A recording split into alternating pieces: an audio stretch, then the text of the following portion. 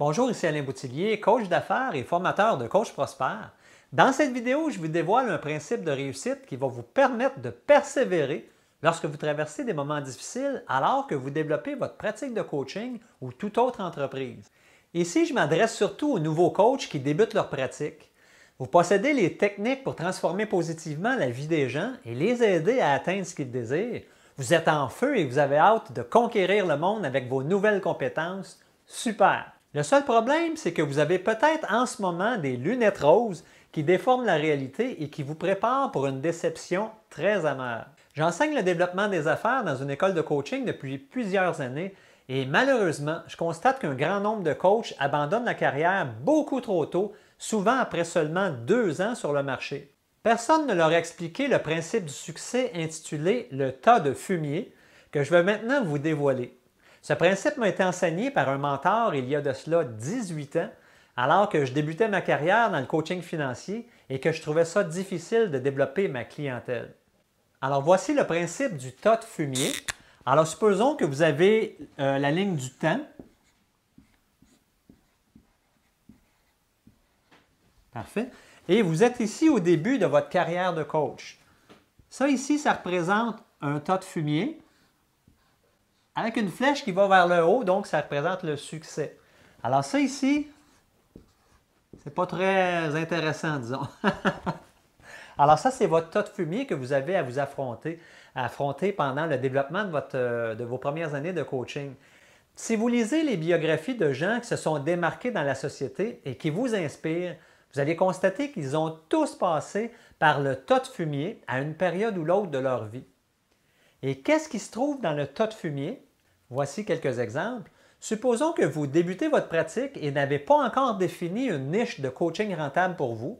Vous décidez alors de contacter les membres de votre famille et amis pour leur offrir une session gratuite de 30 minutes de coaching.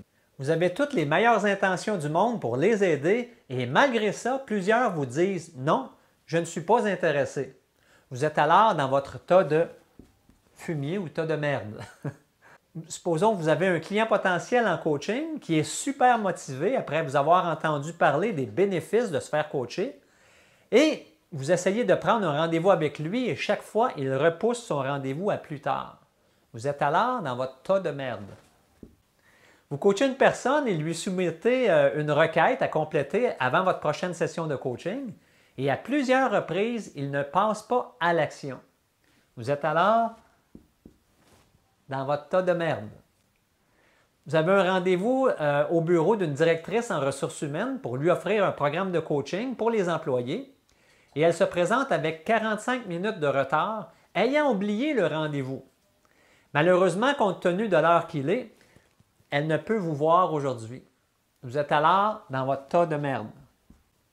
Une personne qui a beaucoup d'influence prend votre carte d'affaires et vous promet qu'elle va vous référer à de nombreux autres clients cette semaine. 1 mois s'écoule et vous attendez toujours. Vous êtes encore là dans votre tas de merde. Alors, cette période de tas de merde peut être représentée en termes de mois. Il y a certaines personnes, même, c'est en termes d'années. Alors, vous avez le choix. Parmi toutes les déceptions que vous allez pouvoir vivre dans le développement de votre carrière, les déceptions, les obstacles, les frustrations, bien, vous avez le choix par rapport à ça.